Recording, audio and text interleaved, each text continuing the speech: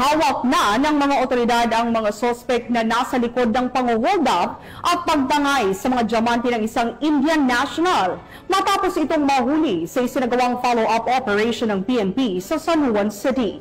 Nakatutok dyan si Patrolman Raymond Jade Gravera.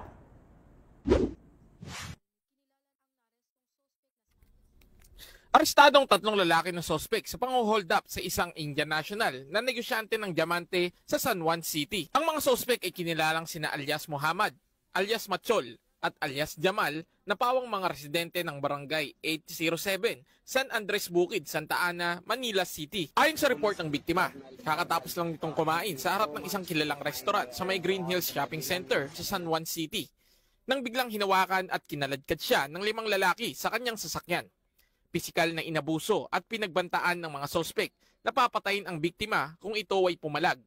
Kinuha nila ang kanyang mga diamante na nagkakahalaga ng tinatayang 1 million pesos, 9,000 US dollar, 750,000 pesos na cash at isang Google Pixel 7 na cellular phone na nagkakahalaga ng 30,000 pesos.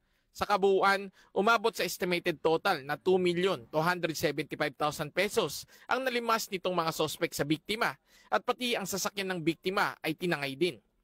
Ibinaba ang biktima sa kahabaan ng Barangay Santa Lucia, lungsod ng San Juan, at dali-daling tumakas ang mga sospek sa pinangyarihan. Agad na i-report sa San Juan City Police Station ang insidente. Dahil sa mabilisang aksyon at pagsagawa ng hot pursuit operation ng mga kapulisan ng San Juan City Police Station sa pamamagitan ng pag-backtracking ng mga CCTV footage sa mga posibleng nadaanan ng mga sospek mula sa pinangyarihan ng pang-hold up ay agad na tunton ang tinitirhan ng mga ito. Personal na kinilala ng biktima ang isa sa mga sospek habang isinasagawa ang entrapment operation sa nasabing lugar kung saan nakatira ang mga ito. Agad na naaresto ang mga sospek at narecover din ang mga ninakaw ng mga ito. Narecover naman sa Santa Maria, Bulacan ang kotse ng biktima. Samantalang patuloy naman ang pagtugis ng kapulisan sa 2 pang sospek na at large. Police Colonel Marmal helped me so much to find all my belongings and everything, and I recovered my diamond and I'm waiting for my peso and all of that. Naharap ngayon ng mga sospek sa paglabag sa Article 293 ng Revised Penal Code o robbery.